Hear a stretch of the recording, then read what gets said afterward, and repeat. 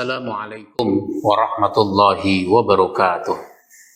Alhamdulillah wassalatu wassalamu ala Rasulillah wa ala alihi wa ashabihi wa mawala, amma ba'd.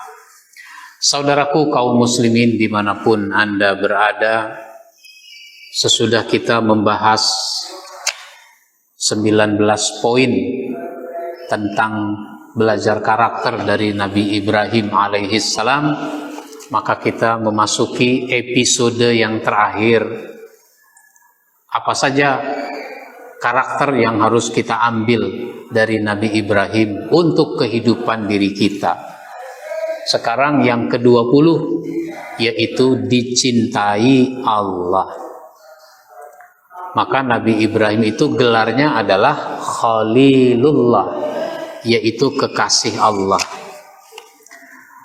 Menurut Quraisy Shihab di dalam tafsirnya, Khalil adalah teman yang meresap di dalam kalbunya persahabatan dan kecintaan.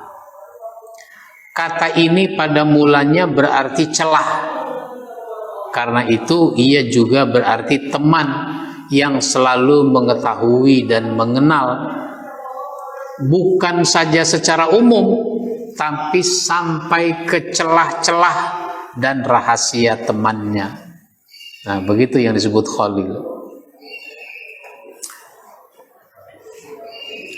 Siapa yang demikian itu pastilah selalu mendampingi yang dikenalnya itu. Nabi Ibrahim alaihissalam dinamai demikian karena relung-relung kalbunya telah dipenuhi oleh cinta kepada Allah, dan karena beliau meneladani sifat-sifat Allah sehingga Allah pun mencintai beliau dan menjadikan Ibrahim sebagai Khalil.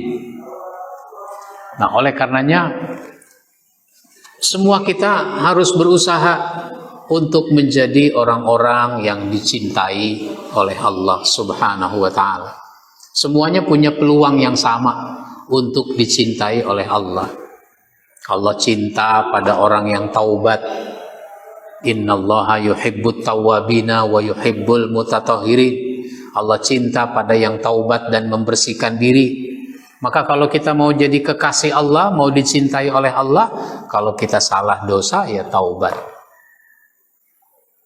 Allah cinta kepada orang yang berjuang di jalannya dalam satu barisan yang teratur. Innallaha yuhibbul ladzina yuqatiluna fi sabilihi saffan ka'annahum bunyanun marsus. Begitu seterusnya.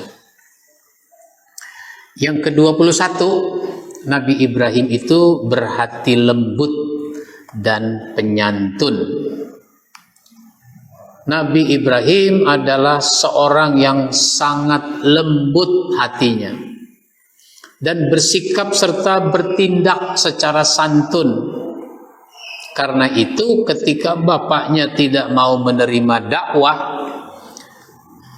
maka ia sangat prihatin hingga ia berjanji untuk memintakan ampun atas dosa ayahnya itu.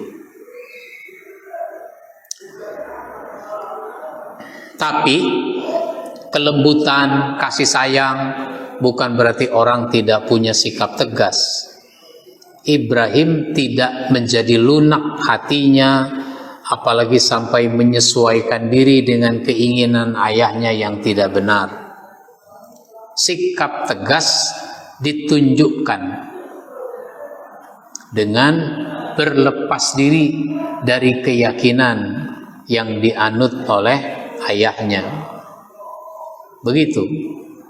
Di dalam surat At-Taubah ayat 114 itu disebutkan, wa ma kana istighfaru Ibrahim li abihi illa am mau'idati wa'adaha iyyahu falamma tabayyana lahu annahu aduwwun lillahi tabarra'a min inna Ibrahima la'awwahun halim.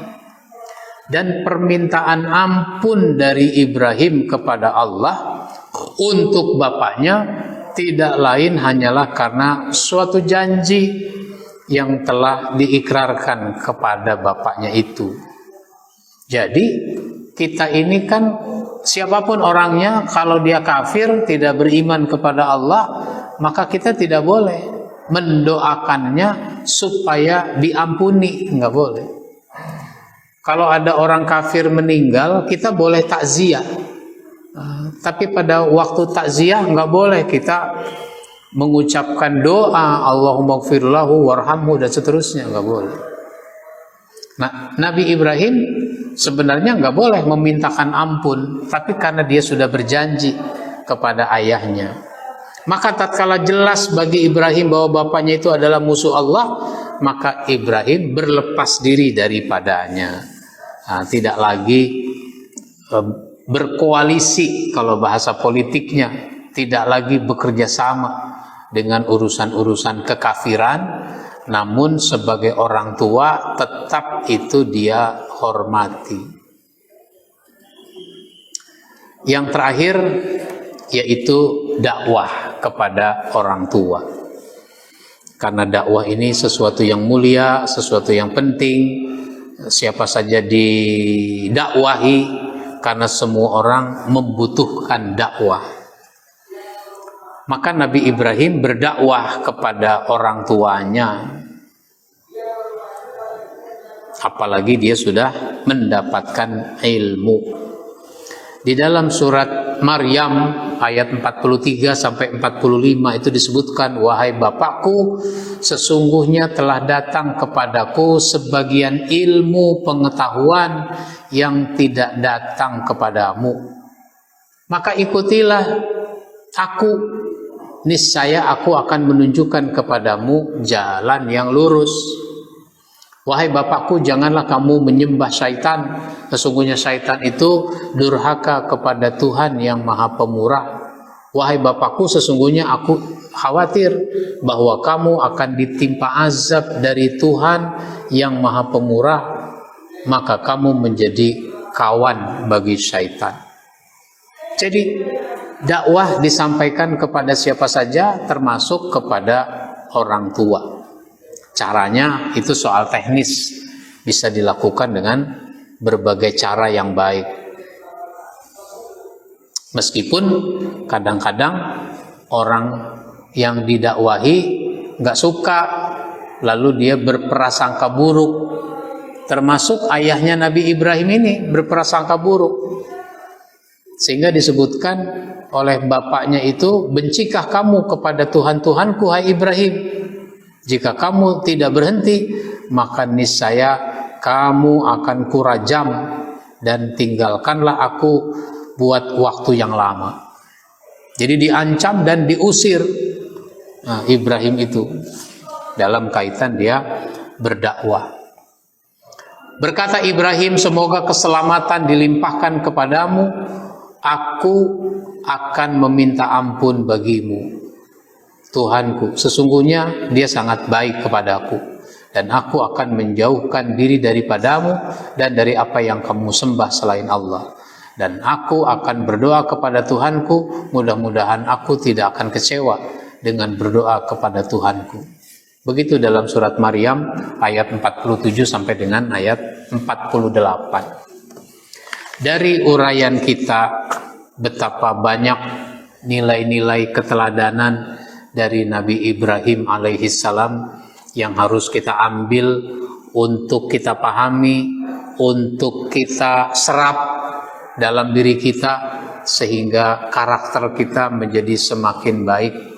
Kepada Allah kita baik sangka, kepada Allah kita tunduk, patuh dan taat, kemudian kepada sesama kita jalin hubungan dengan sebaik-baiknya, namun tetap ada batasnya, sehingga kita tidak kompromi dalam kemusyrikan, tidak kompromi dalam kekafiran, tidak kompromi dalam kemaksiatan.